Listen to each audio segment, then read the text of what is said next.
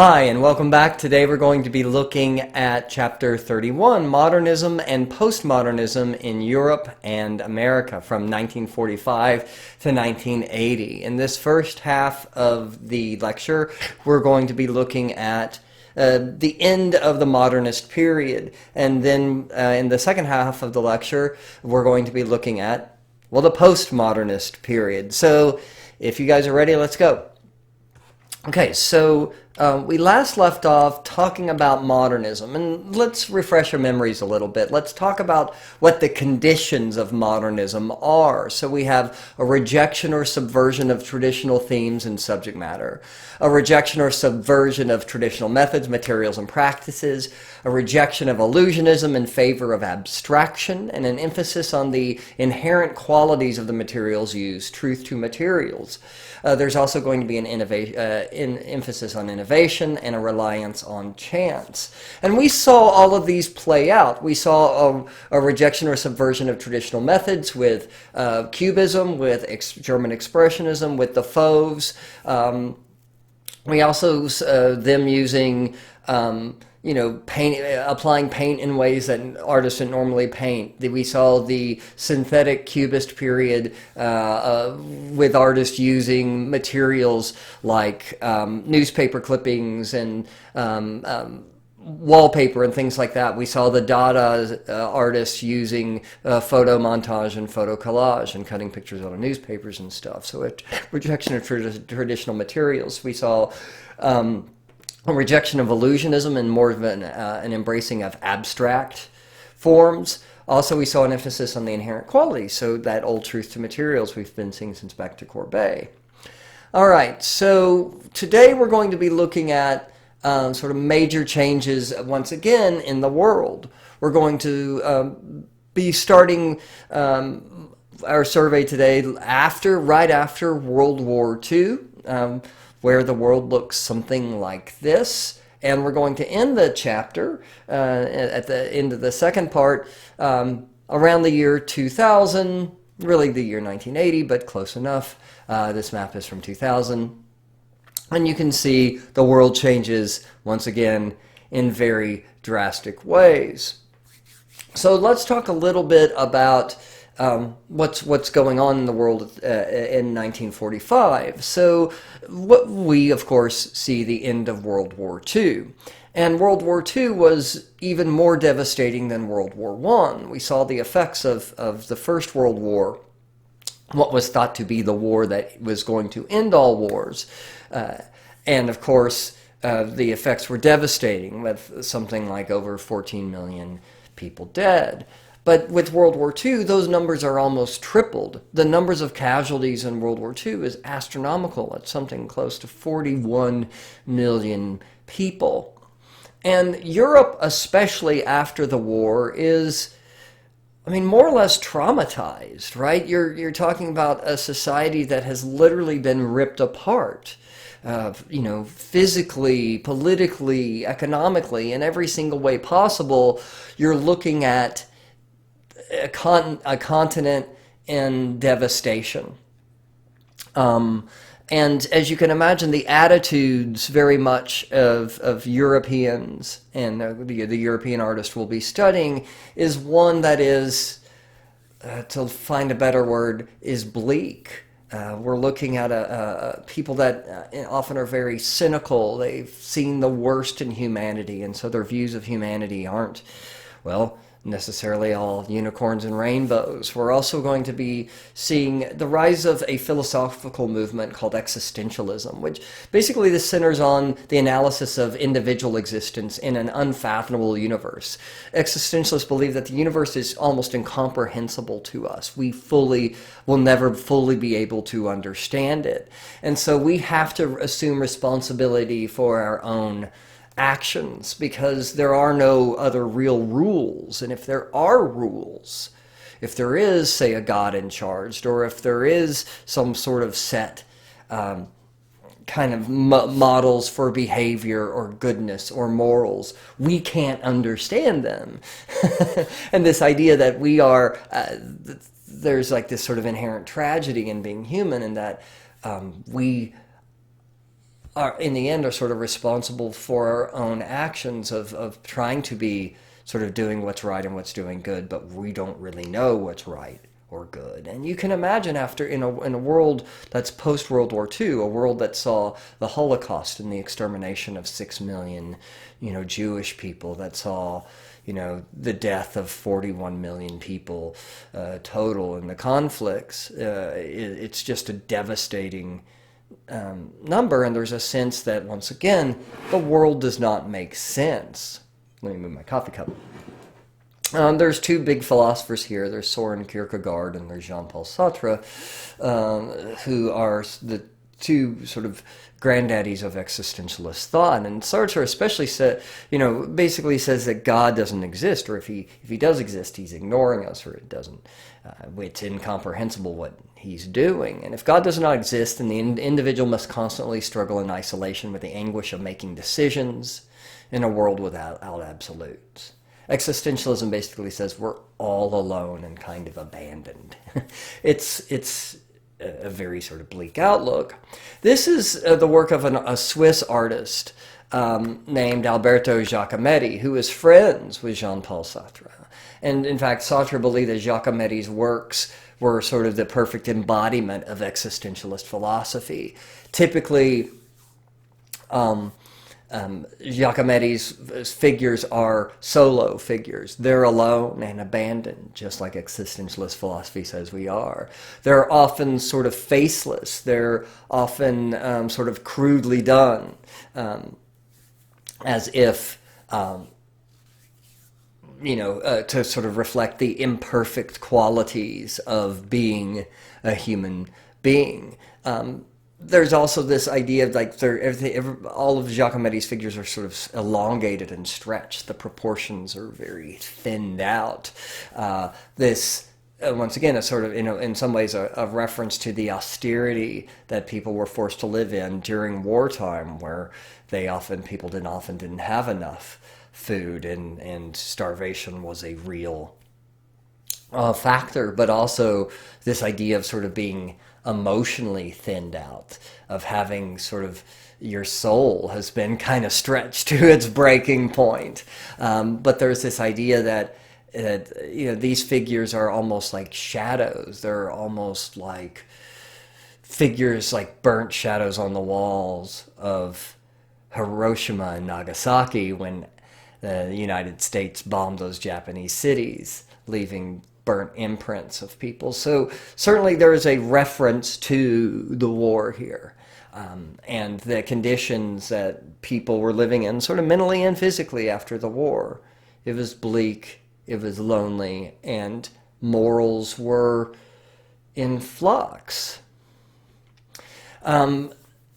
An Irish artist who grew up and worked primarily in England was an artist named Francis Bacon, whose works, once again, also exhibit this sort of existential crisis. His images are often filled with horrific pictures of dead animal carcasses, screaming faces, mutilations, and of course this is all related to the war. He often drew from the images of butcher shops as sort of an analogy for the devastation of World War II. This is a work simply entitled Painting, and when it was first shown it was shocking in its brutality. It contains a figure whose top portion of his head seems to have been sliced off.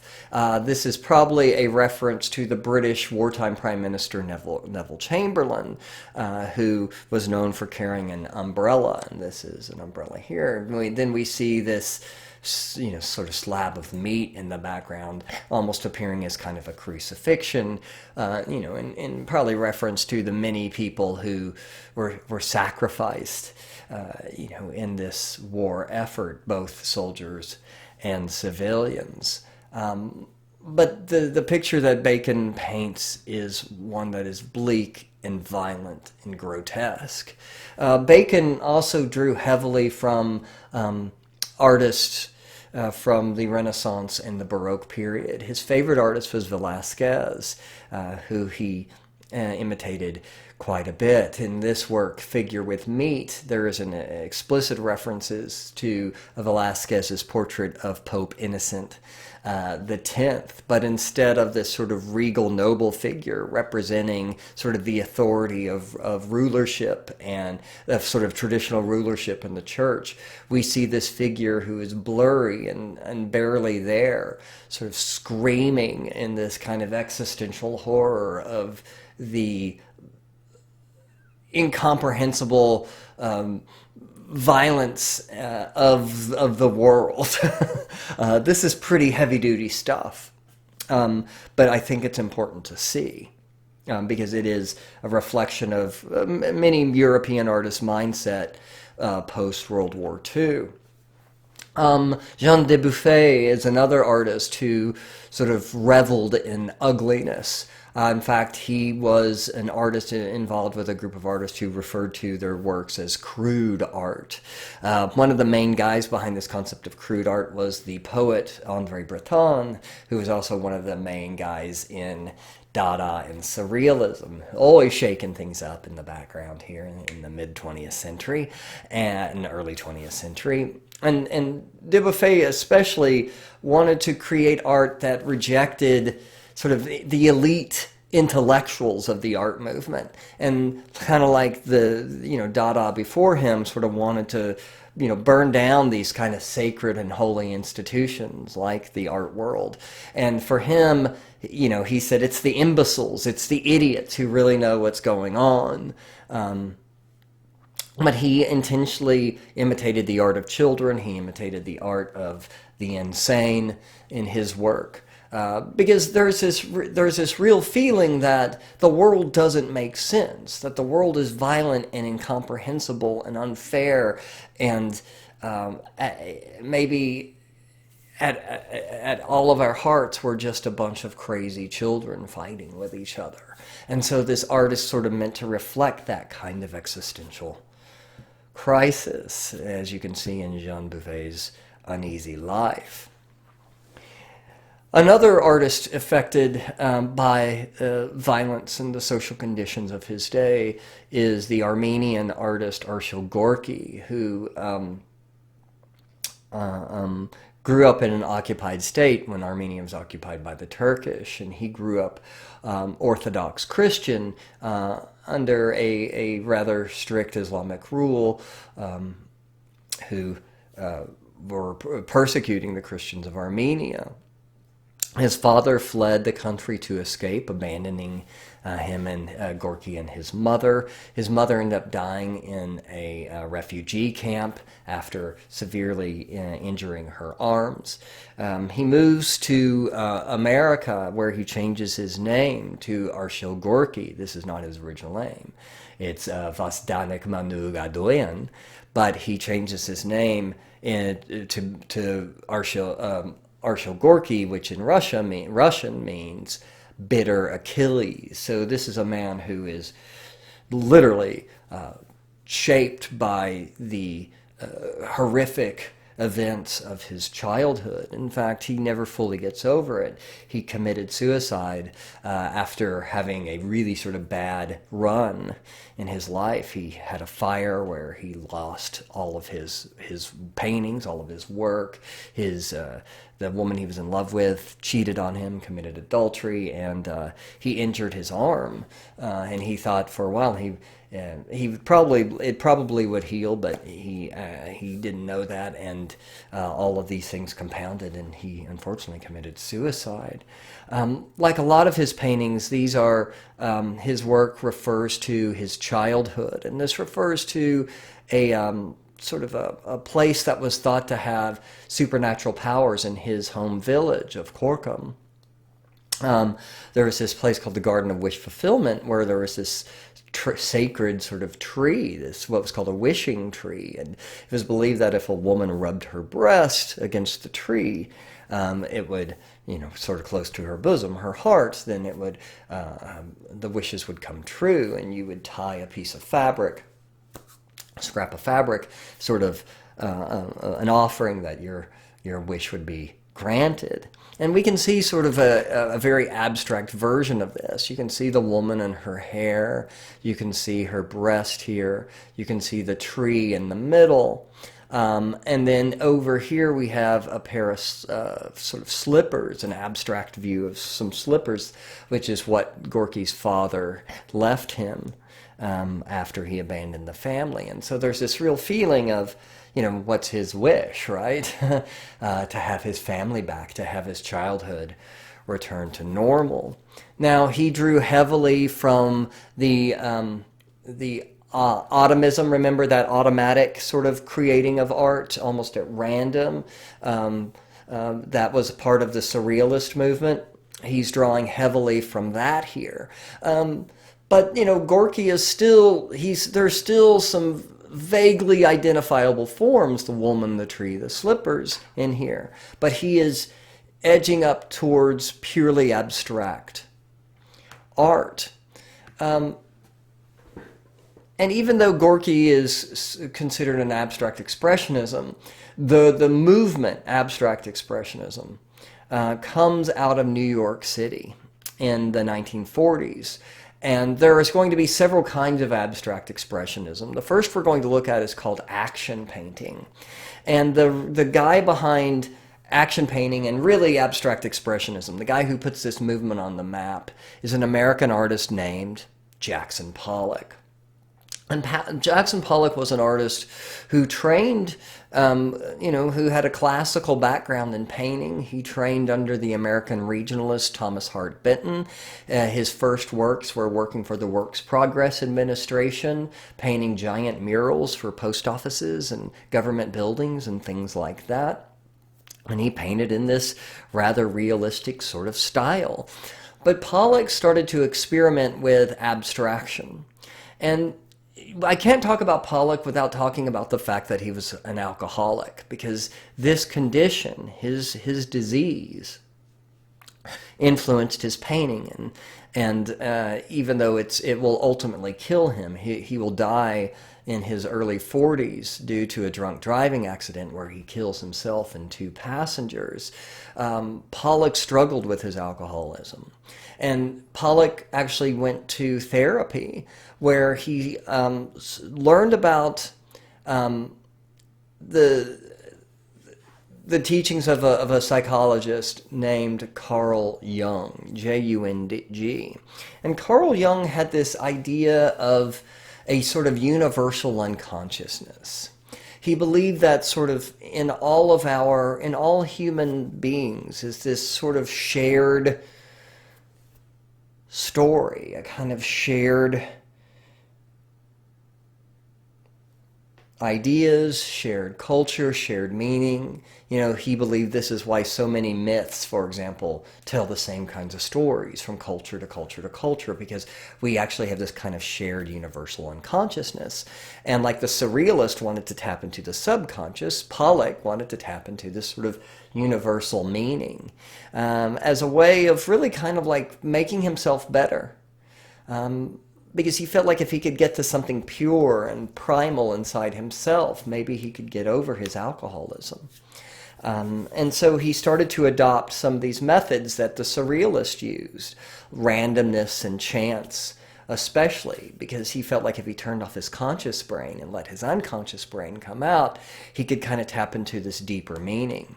And he starts to experiment with this. This is a work called Mural, where he started very much like the sort of automatistic surrealist, sort of randomly applying paint down to sort of tap into this universal unconsciousness. But Pollock really started to experiment with something called action painting. And to understand this, you need to understand the way Pollock worked. Pollock did not paint on a traditional framed canvas on an easel, but instead he painted on large, unprimed canvases that were rolled out on the floor. We're talking about canvases that were 20, 30, 40 feet long. And instead of using traditional oil paints, Jackson Pollock used industrial paint. He used automotive paints. He used house paints. And instead of applying the paint by brushing it onto the canvas, while he still oftentimes used a brush, he would dip the brush into the paint and then drip it. And then he turned the act of painting itself into a kind of a ritual. Because Pollock's not just interested in what he paints. He's in a way more interested in the act of painting itself. Because Pollock believed that painting was maybe a kind of a spiritual act. And when he was painting, he was tapping into these deeper sort of universal unconsciousness, this kind of spiritual, this universal spirituality that was sort of flowing through him. And he based this on religious rituals he had observed. He based this on the Navajo tribe of the American Southwest, who created these large sand paintings on the ground. They would perform these religious rituals where they would take different colored sand and sort of spread it out on the ground as a kind of a ritual performance. And so for Pollock, the act of painting itself was what was important. That's why it's called action painting. Because in many ways, what he painted, it wasn't so important. But the painting itself is really just kind of a record of this almost sort of ritual that he performed. And the way he painted was, fascinating to watch. It's almost, you see this sort of madman, with almost at random, and it is at random. Nothing is planned out. Walking to a can of paint, dipping his brush in, dripping the color across the canvas, going back to another can of paint, dripping that, and adding these layers up over and over and over over time. Some of these paintings could take weeks to produce. And he would let other random things happen. Sometimes cigarette butts while he was smoking would fall in, or coins out of his pocket, or random objects, and they would just be stuck to the canvas. Because in a way, he's part of this belief is that nothing is ever truly random, right? But maybe there's a divine hand guiding Pollock, whatever that means to you, whether that's God or some universal consciousness or whatever. But maybe these seemingly random movements aren't so random. Maybe there's a meaning and a purpose underneath this so-called randomness. But I think the best way to understand Pollock in this kind of improvisational way that he paints is, he says very famously, and here's the Navajo artist, that was supposed to come up. But Pollock very famously said, "I want to illustrate my emotions."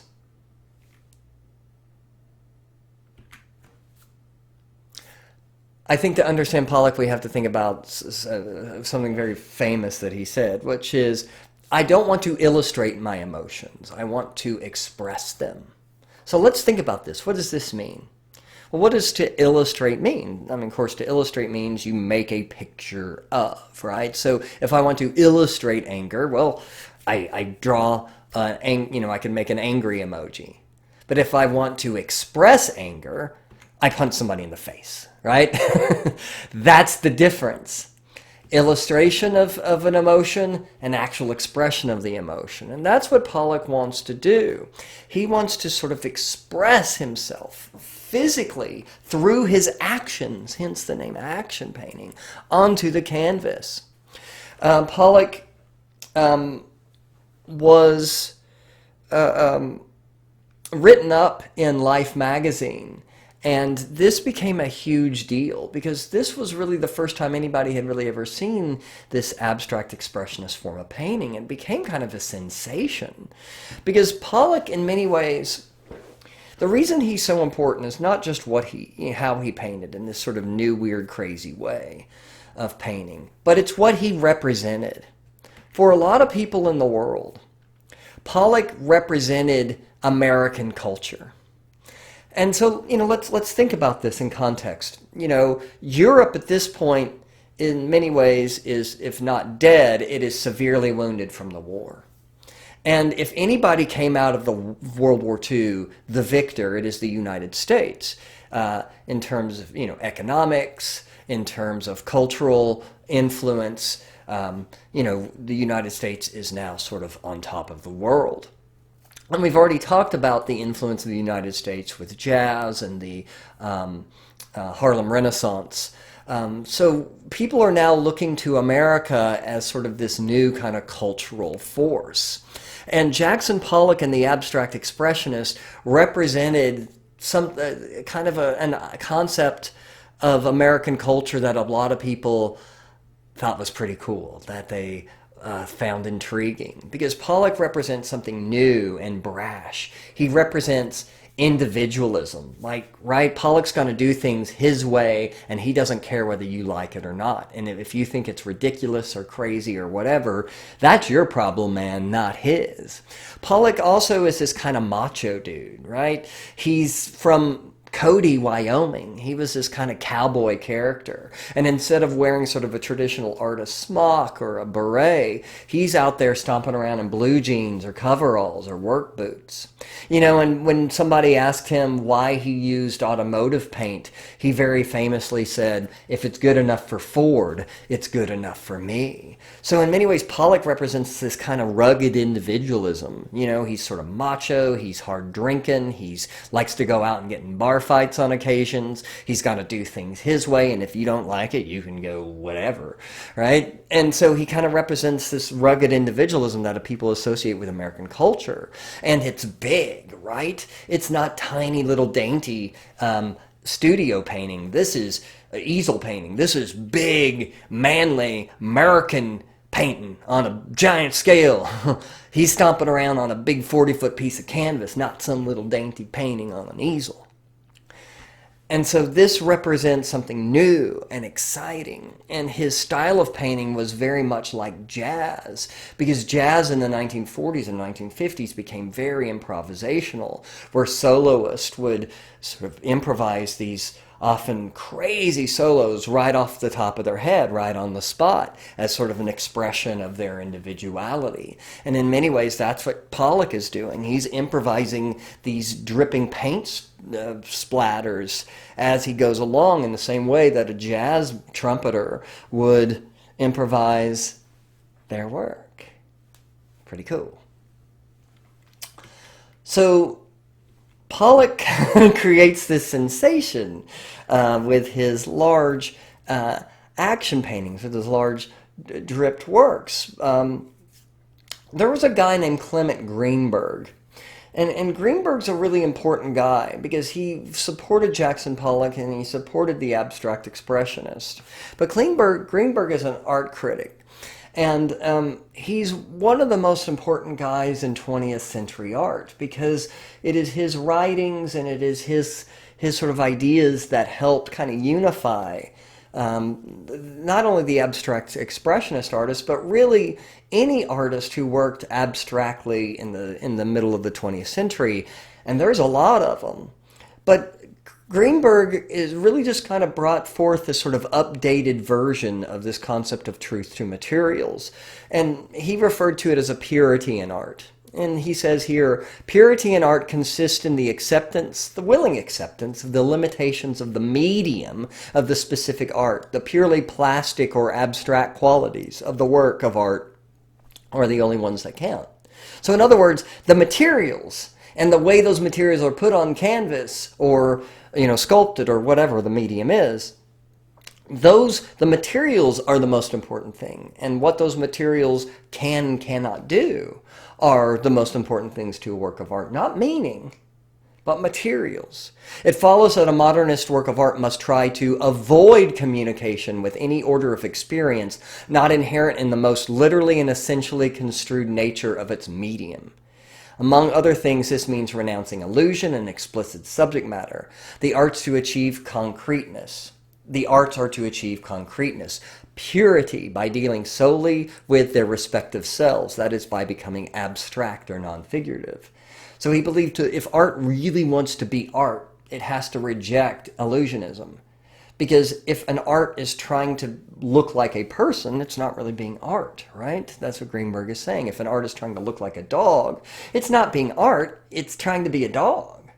If a painting wants to be a painting, it needs to look like brush. You need to see the brushstrokes. You need to see the paint dripping. You need to see the paint being paint. It's a very literal, right, way of approaching art.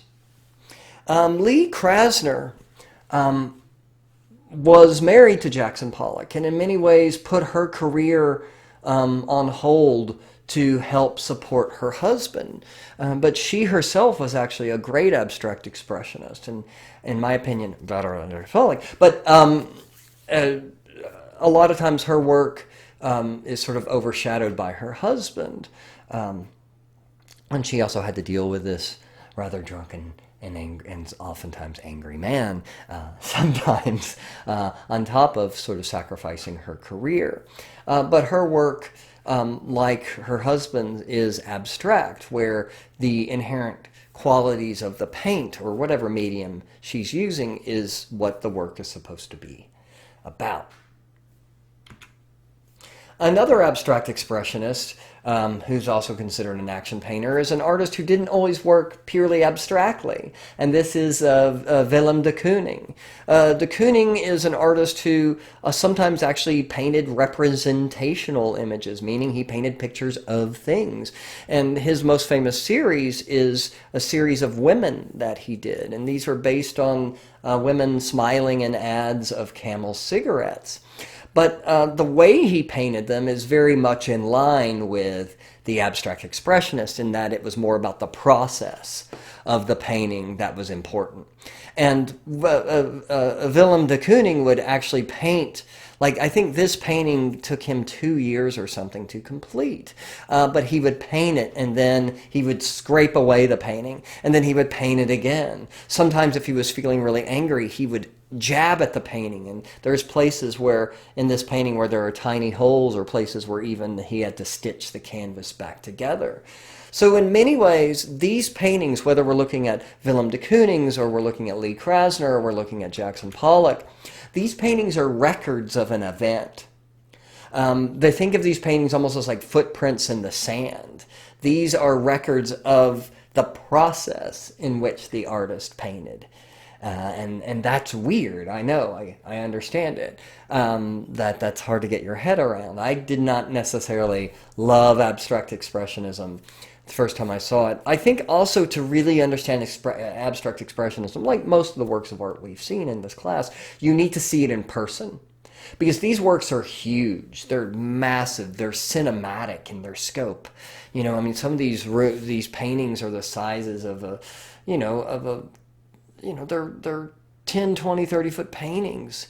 And to stand in front of them and see this sort of record of the movement of this sort of, artist moving around on top of this canvas and being enveloped by that massiveness is a very different experience than you looking at this picture on your phone. And you can't see sort of the layers and layers and layers and layers of paint that Pollock and de Kooning and Krasner have built up. There's almost something sculptural about these paintings. They're in relief. They expand and expand from the surface of the canvas. Joan Mitchell is another artist who was influenced by part of the abstract expressionist. While abstract expressionism is often associated sort of with mostly male artists, and it's a very manly kind of art. If you think about it, a certain kind of, macho-ness, I'm going to do things my way and, get out of my way, or, you're going to get hit by a paintbrush. And these guys were sort of hard drinking, hard living, going out getting in the bar fights kind of guys. There still were some women who were very much part of this abstract expressionist movement. Lee Krasner, Jackson Pollock's wife, being one, and Joan Mitchell, who was influenced by Gorky and Willem de Kooning also. an abstract expressionism who's personally one of my favorites, so I'm going to throw him in here, is Franz Klein, who was influenced by Japanese and Chinese calligraphy and the application of the characters from the Chinese language, especially with a paintbrush, which is a very, very, very old art form in China. And he wanted to bring that same sort of what we call a gestural quality, sort of recording the movement of the gesture, right?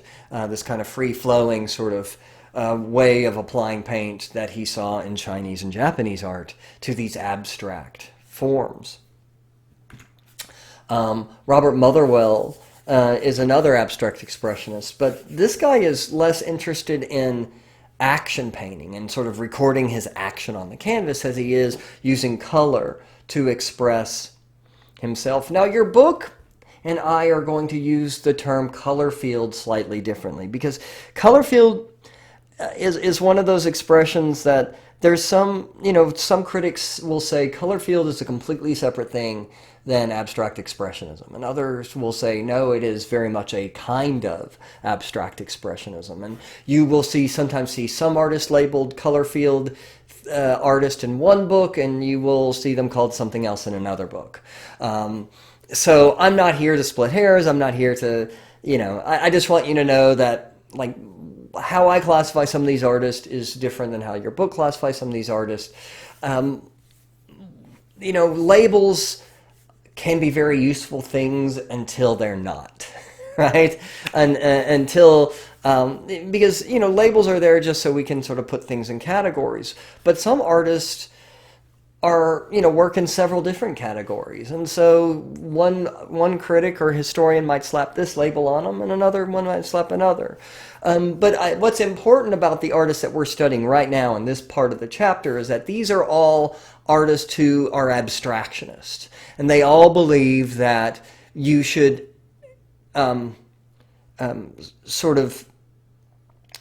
art, you should champion the inherent qualities of the materials over trying to create an illusionistic image that looks like something. And that's the important thing.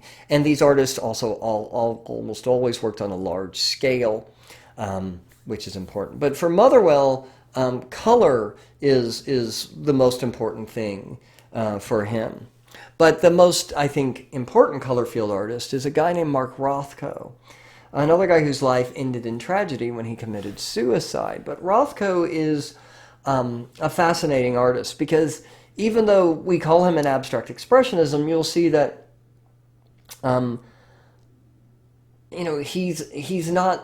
he doesn't necessarily consider himself that. He considers himself an artist who paints with color. He thought that color could express basic human emotions: tragedy, ecstasy, doom.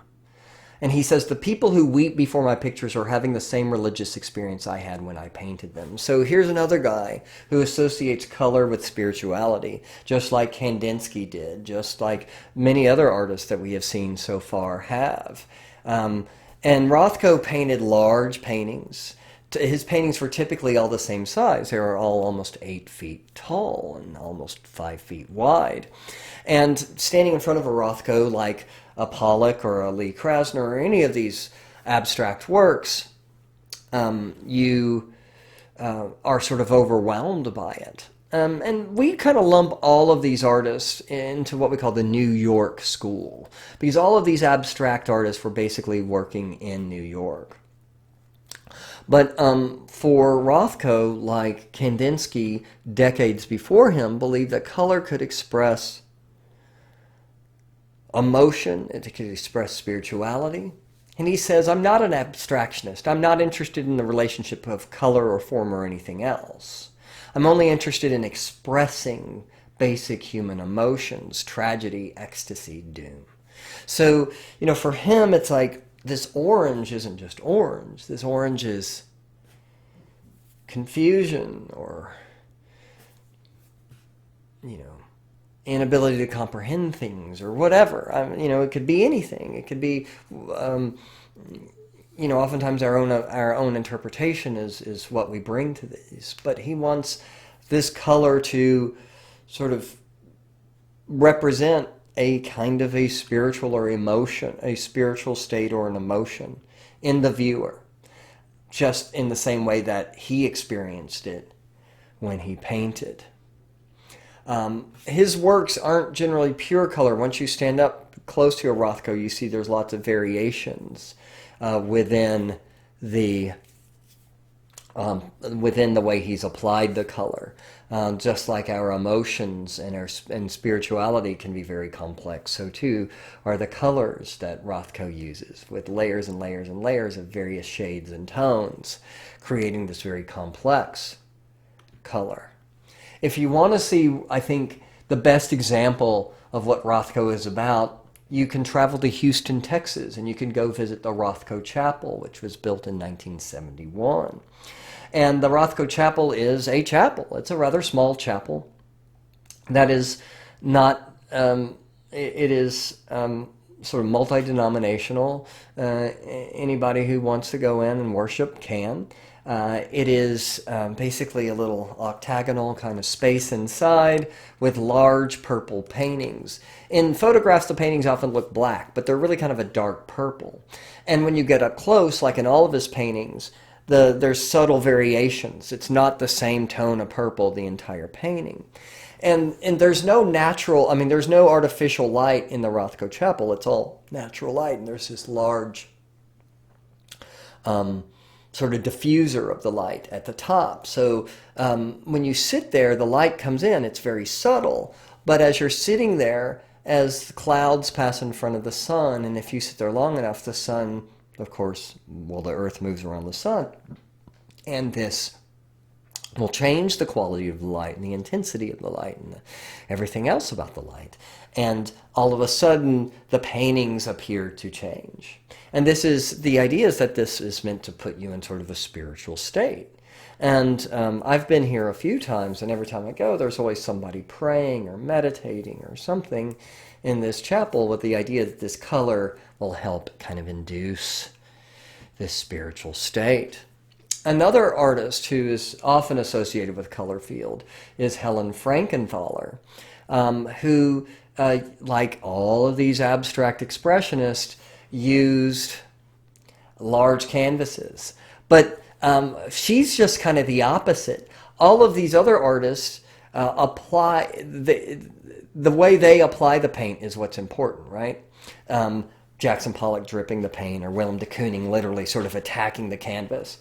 But Frankenthaler doesn't apply the paint with a brush. Instead, she uses the canvas itself to apply the paint. She takes big cans of house paint and she pours them onto the canvases, and then she'll have, people helping her, and she directs them to move the canvas around, and it's almost more like a dyeing process where she sort of swishes and swirls the paint around to create these different sort of fields of color.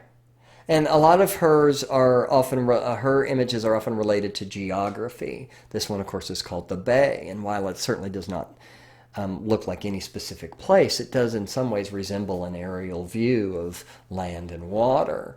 But it's, meant to be more evocative of that. But once again, like with many of these artists, it's the making of the work is as in how the artist, the process with which the artist makes this work with is what's more important. And then we enter the post-painterly abstraction, where how the artist applied the paint isn't nearly as important as what the painting is trying to do. And one of and once again, this is an artist who sometimes gets classified as an abstract expressionist, sometimes as a post-painterly abstractionist.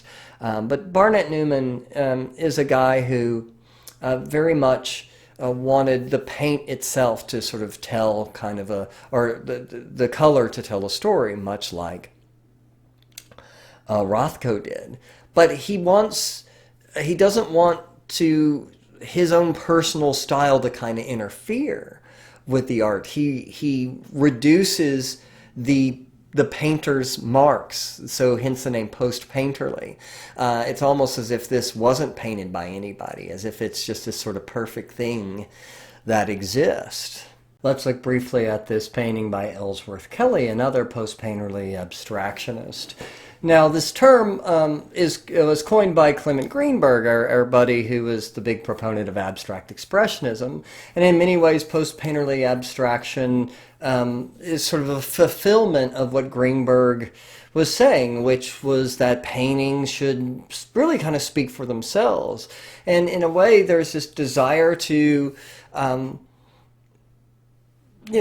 take the idea that paint can communicate anything, any sort of idea beyond the fact that it's paint, out of it.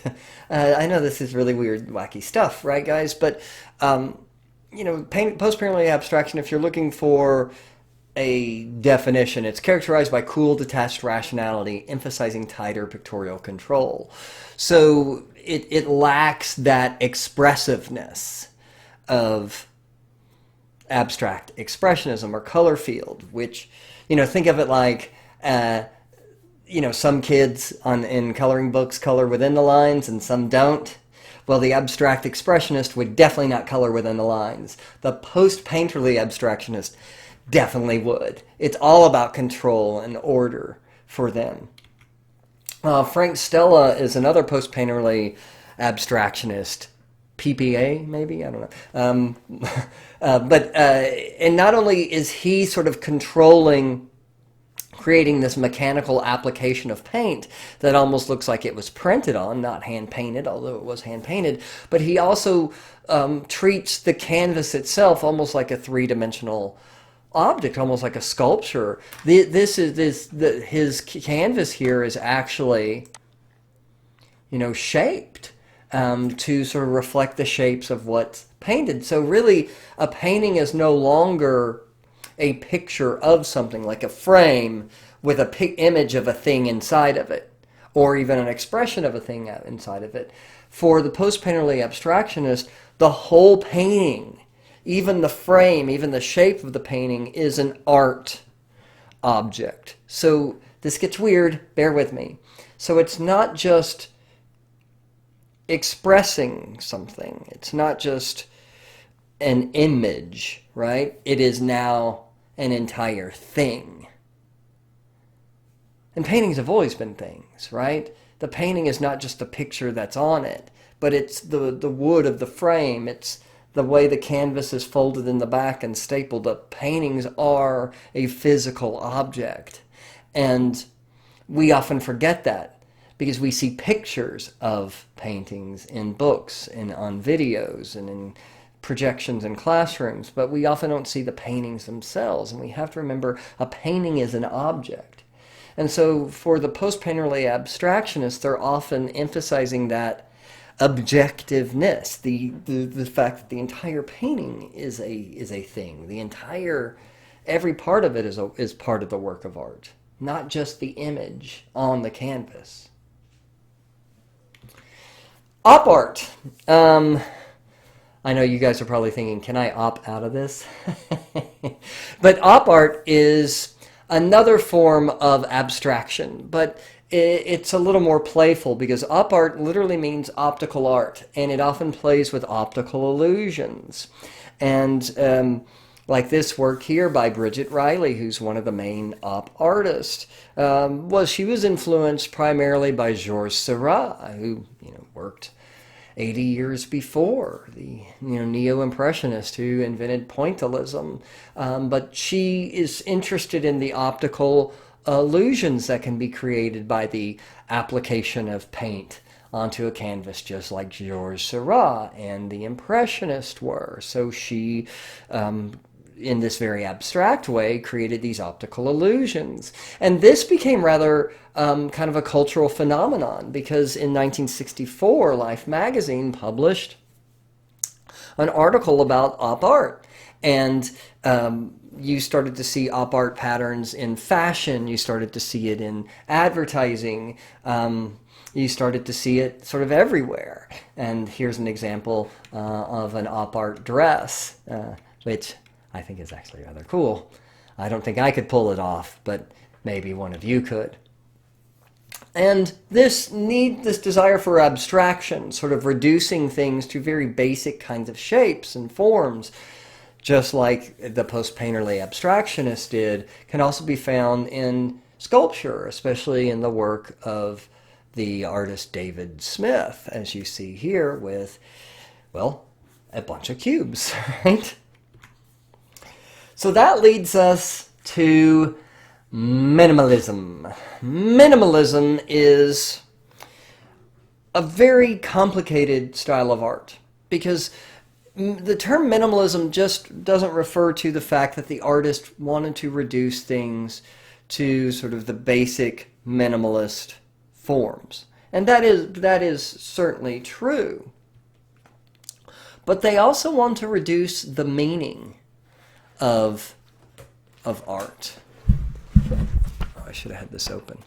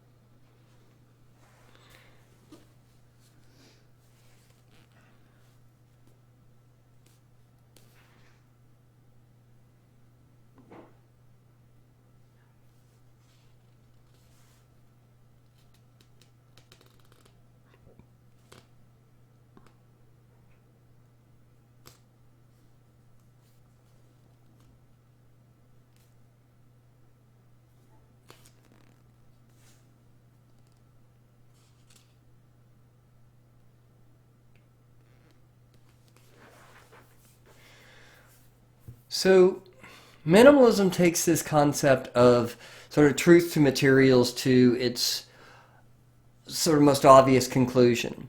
Minimalism says these works themselves don't contain any meaning. This whole idea of what you see is what you see is inherent to understanding minimalism. For the minimalist, the idea is we should appreciate the object and how they occupy the space therein simply for those reasons alone. That we shouldn't be looking for meaning in art, but instead we should be appreciating objects for the materials by which they're made and their placement in a space. And, we do this all the time. We'll look at, abstract patterns and buy an article of clothing simply because we like the stripes, and we don't think about what those stripes mean, right? We just simply enjoy them and the way they look on us, right? And so when you think about minimalism, minimalism is almost more about design than it is sort of the traditional idea that art is an expression of something. In fact, these artists didn't want to express anything. Donald Judd, who is really the guy, the minimalist guy. Tony Smith is one of the early minimalists, but Donald Judd is an artist of huge significance and importance and influence. In that for him, he doesn't even make these works. He designs them and then he has them constructed and manufactured in a factory because he wants to, once again, sort of champion the materials over everything else. And so, like, for example, he says here, 3 dimensions are real space. That gets rid of the problem of illusionism. One of the salient and most objectionable relics of European art. The several limits of painting are no longer present. A work can be as powerful as it can be thought to be. In other words, we don't have to worry about art looking like anything anymore. It can just be art. Actual space is intrinsically more powerful and specific than paint on a flat surface. The use of 3 dimensions makes it possible to see all sorts of materials and colors. Most of my work involves new materials, either recent inventions or things not used before. Little was done until lately with the wide range of industrial products. Materials vary greatly and are simply materials. Formica, aluminum, cold-rolled steel, plexiglass, red and common brass, and so forth. They are specific. If they are used directly, they are more specific, and also they are usually aggressive. There is an objectivity to the obdurate identity of a material. The form of a work of art and its materials are closely related. In earlier work, the structure and the imagery were executed in some neutral and homogeneous material. So this is a lot. I get it. But what he's saying is this, is that now that we don't have to worry about pretending that this art object is something else, a person or a bowl of fruit, we can just let it be what it is. And what is it? Well, it's metal and plexiglass. And he's saying we have these new materials that are made by industry that we should be using in our art because they're interesting materials and they're beautiful materials and they're relevant to our modern age. And so, when you look at a Donald Judd, we start, like his image here, Untitled on the left. We might start trying to figure out, what is this supposed to mean? Is this like a spinal column, or is it meant to represent how, we don't connect with each other? Or, and Donald Judd would go, no, stop. Why are you making metal boxes with plexiglass tops and bottoms mean something? They don't have to mean anything. They just have to be appreciated for what they are. In the same way that you would appreciate a sunset or the way you would appreciate waves on a beach. You don't ask for their meaning. You just enjoy them. Donald Judd is important here in Texas because he set up in West Texas in the town of Marfa a foundation called the Chinati Foundation. And every year there's actually a big art event there in Marfa, Texas. But he has taken this little town literally in the middle of nowhere, this sort of minimalist town in this minimalist landscape. And he's created these large-scale sculptures. And one of them is this Untitled Works in Concrete. And as you're driving out to Marfa, this is off the side of the road. And it doesn't mean anything. But when you see it there on this sort of bleak landscape, and especially like if the sun is coming up or down, and you see it sort of silhouetted by this big, beautiful Texas sky, you get Donald Judd. You realize he's celebrating sort of the beauty of the object itself. That's it. Now, there's all different kinds of branches of minimalism, just like there's branches of abstract expressionism. And not everybody's going to be on the same page. The artist Louise Nevelson, for instance, created these works that are, by definition, minimal. She would take scrap pieces of wood and plastic and glue them together and then spray paint them one color. So they're minimal in the sense that they're very simple in their design and construction. But in this sort of these myriad shapes that she uses, there's almost a dreamlike quality. We start to see sea creatures or buildings. They're meant to kind of stimulate the imagination in a way that, Donald Judd's works aren't. Louise Bourgeois is another artist who's a minimalist, but she uses very organic forms where other minimalists often use very hard-edged and geometric forms. And her shapes especially appear as if we're looking at almost a kind of a life form, or looking at eggs or something incredibly organic, and they evoke this sense of life. Louise Bourgeois' later work is not minimalist, but it is figurative, although they're rather sort of weird abstract animal forms, especially based on the form of the spider. But Louise Bourgeois' later work rejected minimalism in a way because it tells a story. And for her, Louise Bourgeois is fascinating because she's a figure who is associated with the abstract expressionists, and she, even before that, sort of some of the surrealists in the 40s and 50s and 60s. But she didn't really start to get really noticed until the 1970s, when she was a woman in her 60s. And it wasn't really until really the 90s that she became sort of a big deal. And her father, growing up, was very abusive to her mother, physically abusive, and also had cheated on her mom and had lots of affairs. And her mother was a weaver. And so she associated spiders with her mother because her mom protected her from her father, who was abusive and not a very nice guy. And you can see it here. The spider is an ode to my mother. She was my best friend. She was a weaver. My family was in the business of tapestry restoration, and my mother was in charge of the workshop. Like spiders, my mother was very clever. Spiders are friendly presences that eat mosquitoes. We know that mosquitoes spread disease, and we don't want them. So spiders are helpful and protective, just like my mom. So she's using this sort of abstract minimalist form based on a spider, though, to tell a story. So, minimalists kind of branched out and kind of gave had their own take on what minimalism was and could be.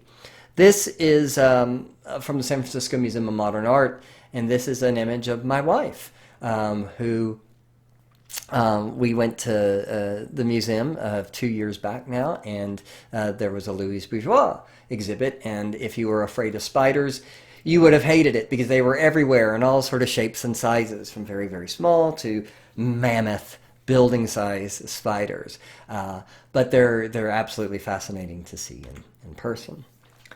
All right, so let's move away from abstraction for a while. Yay! We're going to go to pop art. And in pop art, we're back to illustration. We are back to representational imagery, meaning that we now have art that is trying to look like other stuff, right? We have pictures again. We have not just squares being squares, but we have art that tells a story, that tells a narrative. We see images of people, places, and things. So in many ways, pop art is a very traditional form of art, although it uses modern imagery. In many ways, it is a response to and against the New York school with abstract expressionists and post-painterly and all the abstraction, all the various forms of abstraction we've seen. Now, remember, this is what the United States is known for at this point. In the 1940s, 50s, and early 60s, the United States is known for its abstract art. And it is growing in popularity, and it's helping New York become the sort of cultural center of the Western world. Then comes pop art. And pop art is, in many ways, the opposite of abstract art. Instead of being abstract, it's illustrative. It's pictures of things. Instead of serious, pop art is often funny and irreverent and sarcastic. Instead of being serious, pop art is often sort of sweet and funny. And instead of being sort of a personal expression of the artist, pop art, like abstract expressionism, pop art is an expression of our shared consumer culture. The first pop artist was actually a British artist, a guy named Richard Hamilton, who took the sort of aesthetics of Dada photo collage and photo montage and cut up pictures, but in a way that was meant to comment on modern commercial society, on television and consumer products and electronics and all of the sort of things we fill our consumerist lives with. And you can see that in his rejection of the mass-produced arts as not a defense of culture, as critics think, but as an attack on it. This is an important statement. Rejection of the mass-produced art is not a defense of culture, as critics think, but attack on it. So what does he mean? What is Richard Hamilton saying? He's saying that there's all of these critics, and like Clement Greenberg and people like Jackson Pollock, who thinks that mass culture is crap. And by rejecting that mass culture, they think, in a way, they're embracing art. They're embracing culture. But Richard Hamilton is they got it backwards. That popular culture, mass culture, television and advertising and film and all of these things, product design, that is culture. And if you're criticizing that, you're really criticizing culture. This is just the opposite. So now we have this whole group of artists who are celebrating the everyday life of modern consumer culture. And instead of looking within, they're looking without. Jasper Johns is an American pop culture, pop artist. And really, even though pop art is a kind of a British invention, it really roots in the United States, and it becomes sort of a kind of art associated with America, and especially, once again, New York, which has now really become sort of the capital of the Western art world. Jasper Johns is a guy who's interested in objects that we see every day, but we don't really see them because they're ubiquitous. You know, like the American flag, or the McDonald's arches, or, a Ford automobile. That we see these things and we interact with these things, but we don't really think about them. And he wanted to explore objects seen but not really looked at. And he wanted us to think of these common everyday symbols in our popular culture, like the American flag, as more than just a flag, but as an art object, as something that was designed and created and made by a designer. And to look at it not as a symbol for this country, but actually as a work of art. Robert Rauschenberg is a Texas artist from Port Arthur. If you've ever been to Port Arthur, whew, my condolences. No, I'm joking. There's somebody from Port Arthur who I probably just really angered. I'm sorry. But he often created works of art that often drew from other works of art. For example, this work called Canyon was inspired by a work by Rembrandt of Jupiter taking the form of an eagle, taking away this child, Ganymede. And Rauschenberg has sort of recreated this concept a bit. You can see the eagle, you can see an image of a child here, but he's using sort of popular references. He's using, sort of scraps of newspaper. This is something we call a assemblage, which is basically like a three-dimensional form of collage, although he called these works combines, where he's combining sort of the material of the culture around him to sort of evoke other famous works of art. But often when we think of pop art, this is what we think of. We think of art that draws from the imagery of popular culture, of advertising and consumer goods, and in this case, comic books. This is a work by the artist Roy Lichtenstein, and who drew from comic books especially, and one way is sort of legitimizing comic books, because comic books in the 1950s and 1960s were considered detrimental to our youth. In fact, there was even a special commission in Congress in the 1950s that was put together to study the harm that they believed comic books were causing to society. They believed it was making our youth illiterate. Some people believe that comic books were making people violent. And they certainly weren't considered art. But what pop culture did, what the pop culture artists did, was they celebrated what other people thought was disposable. Because for Roy Lichtenstein, comics are everywhere. People buy millions of comics every year, and they are an expression of our culture, and so they belong in galleries. And he painted in using traditional materials, using oil paint. He painted in a way, though, to resemble these mechanically printed and produced comic book images. And a lot of his work, like a lot of pop art, has a sense of humor. It's sort of ironic. It's often making fun of and celebrating modern popular culture, both at the same time. Like this image here, which is sort of making, kind of poking fun at soap operas and sort of soap opera comics. The woman here who's crying says, "That's the way it should have begun, but it's hopeless." And we see that he is imitating, if you look closely, the dots that are common in industrial printing. But of course here he has hand painted them.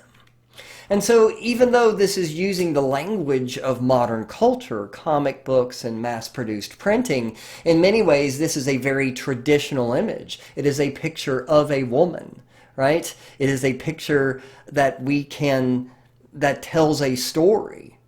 This isn't an abstract work celebrating, how awesome squares and circles and thrown paint is, but instead it is conveying a message. His work often made fun of and poked fun of the art world. Here on the image on the right is a work that you have to think about a bit, but it's kind of funny. It's called Masterpiece, and it is a painting of an expressionist brushstrokes. But it is a painting done in a comic book style. So it is an illustration of an expression.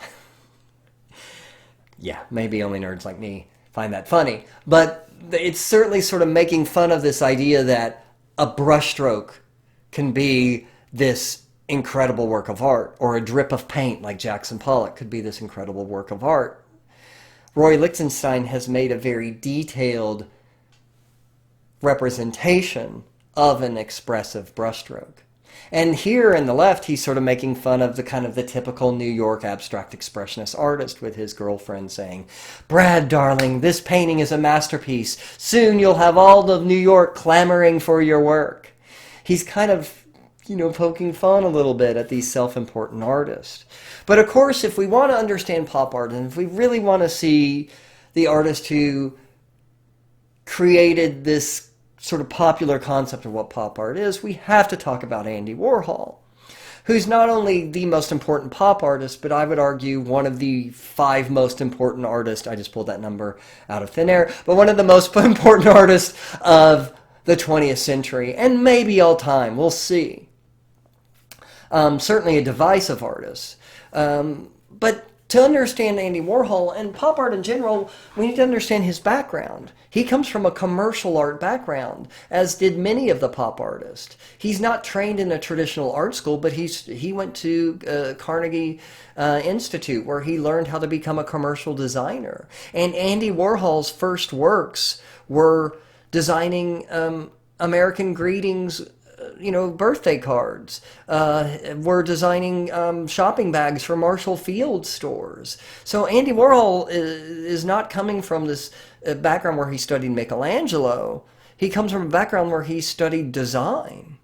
And for him, art that is in everybody's home, well, that's greeting cards. Those are shopping bags, not Michelangelo. And this is what Andy Warhol wants to do. And Andy Warhol's, first really successful work was a special series of printed cards that he made depicting colorful images of kitty cats. It was called 25 Cats Named Sam, and that is not a misspelling. 25 Cats Named Sam and One Blue Pussy.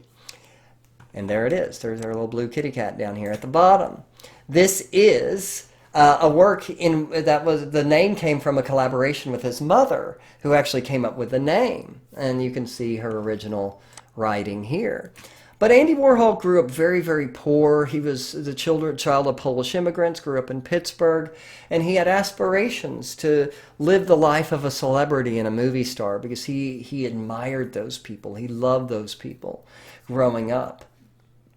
And he wanted to be a celebrity from a very young age, and celebrity plays a big part in Andy Warhol's art. But he wanted art that was pretty and colorful and that people liked and could identify with. And if you really want to understand the differences between abstract expressionism and pop art, think about around the same time that Andy Warhol was printing up these colorful kitty cats, artists like Willem de Kooning and Jackson Pollock were on the other side of Manhattan, expressing themselves violently by throwing, paint on a canvas or stabbing it with a paintbrush. And Andy Warhol is painting little cute pictures of kitty cats with his mom in his living room. I love it. I love it. So Andy Warhol, of course, becomes well known for his images of popular products, like his Campbell soup cans or his Coca-Cola bottles. Now, Andy Warhol, we'll get back to this picture, Andy Warhol wanted to mass produce these images in the same way that Campbell soup or Coca-Cola mass produced their products. Because in Andy Warhol's mind is, why have one of something when you can have millions of something? Because isn't that the American way? Isn't that what our culture is all about? Our culture isn't fine art. Our culture isn't paintings hanging in a museum, Andy Warhol would say. Not necessarily. Our culture is grocery stores and gas stations and car washes and supermarkets. That's our culture. Campbell soup and Coca-Cola. And we should celebrate that. Because in a way, that is our art. We're more familiar with the Coca-Cola logo than we are with, probably any great painting. We're more familiar with the Nike swoosh than we are with a Rembrandt. And for us, that is our art. That is the way we express ourselves. And so why not paint Campbell soup cans? Why not paint Coca-Cola bottles? Andy Warhol liked this idea so much of producing art on a grand mass-produced scale that he even called his studio that he set up in Greenwich Village in New York the factory.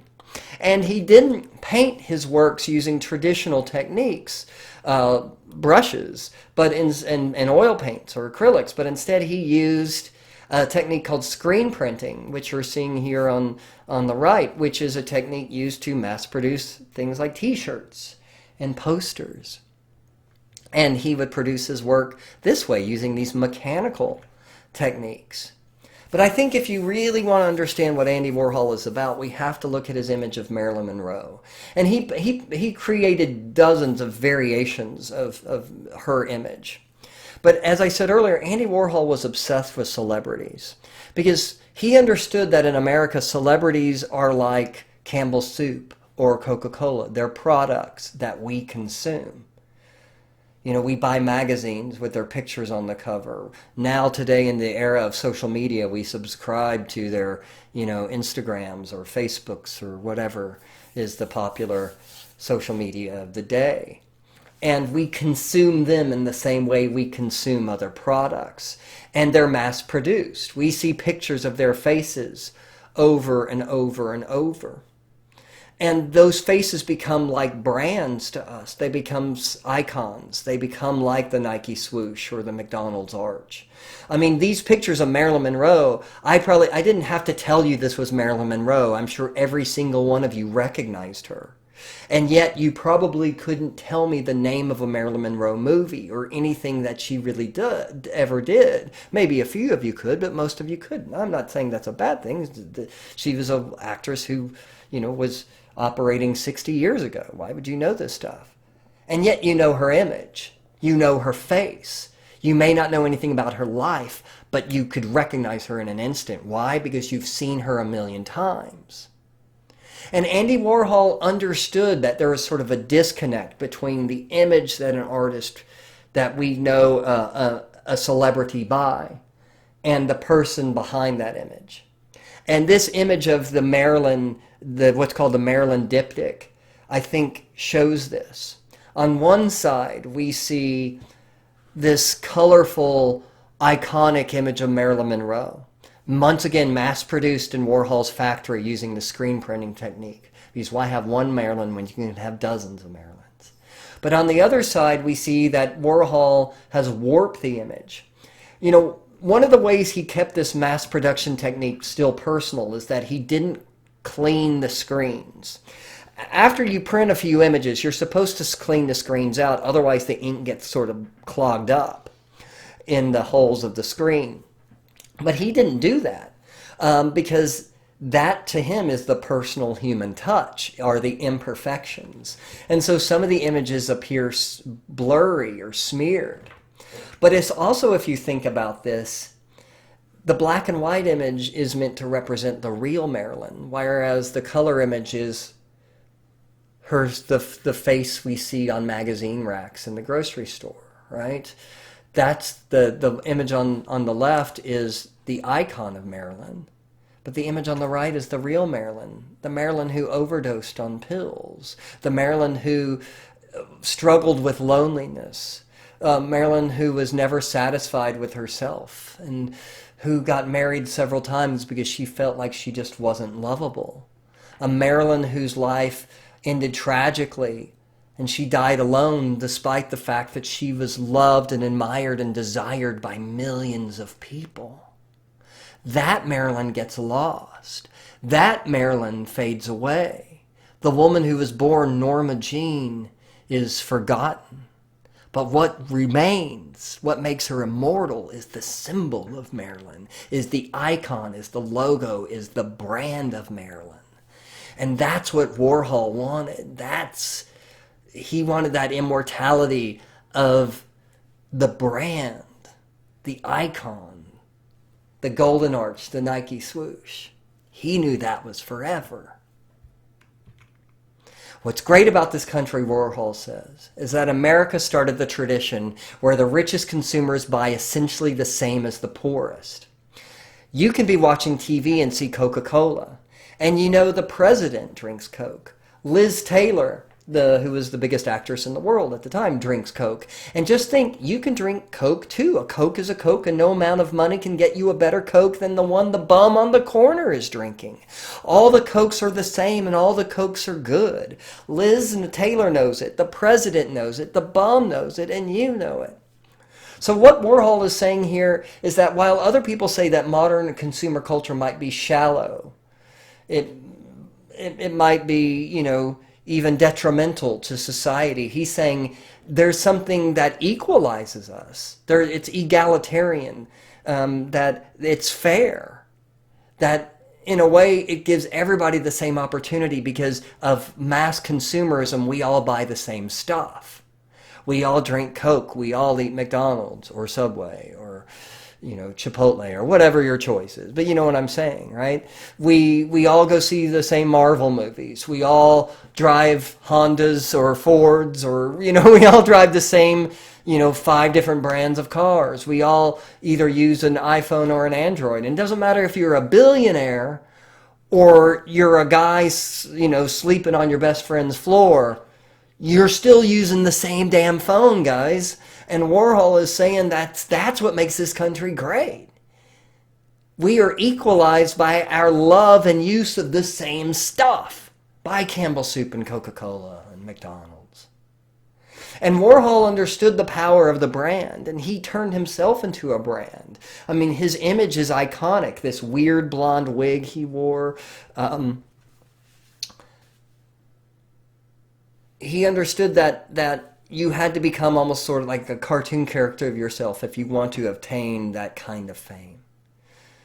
We also know that fame eventually